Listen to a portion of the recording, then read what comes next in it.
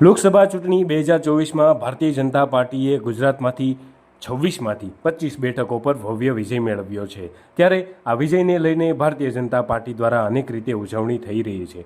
તેના ભાગરૂપે આજરોજ વડોદરા ખાતે વડોદરા જિલ્લા ભારતીય જનતા પાર્ટી દ્વારા લોકસભાની ચૂંટણીમાં ભાજપે જે 25 બેઠકો પર ભવ્ય જીત મેળવી છે તે જીતની ખુશીમાં વડોદરા જિલ્લા ભારતીય જનતા પાર્ટી દ્વારા વિજેતાઓનો ભવ્ય સન્માન સમારોહ યોજાયો હતો।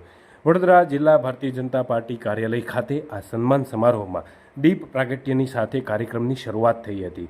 આ કાર્યક્રમમાં વડોદરા લોકસભા બેઠકના સાંસદ ડૉક્ટર હેમાંગ જોશી, મનસુખભાઈ રાઠવા, જસુભાઈ રાઠવાનું કાર્યકરો અને ભારતીય જનતા પાર્ટીના હોદ્દેદારો દ્વારા ભવ્ય રીતે સ્વાગત સન્માન કરવામાં આવ્યું હતું।